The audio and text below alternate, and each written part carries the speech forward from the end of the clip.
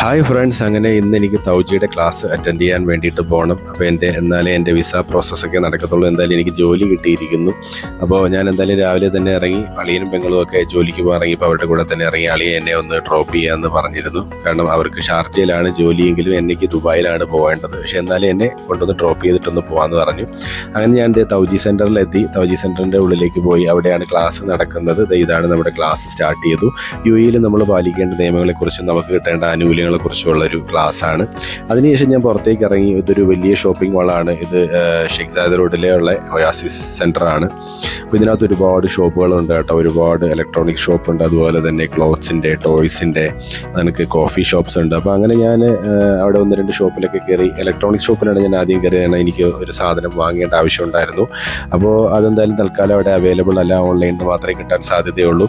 പിന്നെ അതിനകത്തൊക്കെ ഒന്ന് കറങ്ങി കുറച്ച് ഫോട്ടോസും വീഡിയോസും ഒക്കെ ഞാൻ എടുത്തു. എന്നിട്ട് പുറത്തേക്ക് ഇറങ്ങി. എൻ്റെ ഫ്രണ്ടിൽ തന്നെ ഒരു ബസ് സ്റ്റോപ്പ് ഉണ്ട്.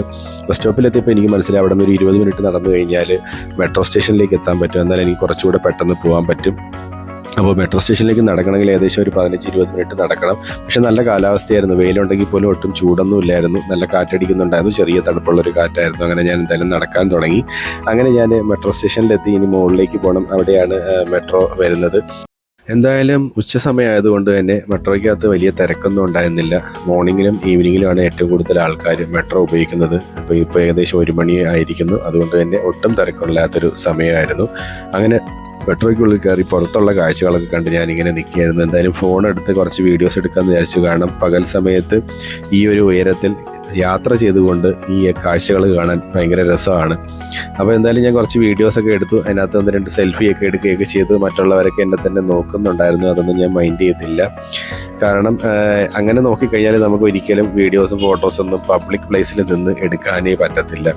അപ്പോൾ എന്തായാലും ഇനി ഈ മെട്രോ സ്റ്റേഷനിൽ നേരെ ഈ മെട്രോ ചെന്ന് എത്തുന്നത് എൻ്റെ ബസ് സ്റ്റേഷനിലാണ്. അവിടെ ചെന്ന് കുറച്ച് നടന്നിട്ട് വേണം ബസ് സ്റ്റേഷനിലേക്ക് എത്താൻ വേണ്ടിയിട്ട്. അത് കഴിഞ്ഞ് ആ ബസ്സിൽ കയറി അതിൻ്റെ അടുത്ത സ്റ്റോപ്പിൽ ഇറങ്ങിയിട്ട് അവിടെ നിന്ന് നടന്ന് വേണം എനിക്ക് റൂമിലേക്ക് എത്താൻ. എന്തായാലും മെട്രോ സ്റ്റേഷൻ എത്തിയിരിക്കുന്നു. ഞാൻ മുകളിലേക്ക് പോയി. ഇനി ഇവിടെ നിന്ന് ഒരു റോഡ് ക്രോസ് ചെയ്ത് ഓപ്പോസിറ്റ് സൈഡിലാണ് ബസ് സ്റ്റേഷൻ വരുന്നത്.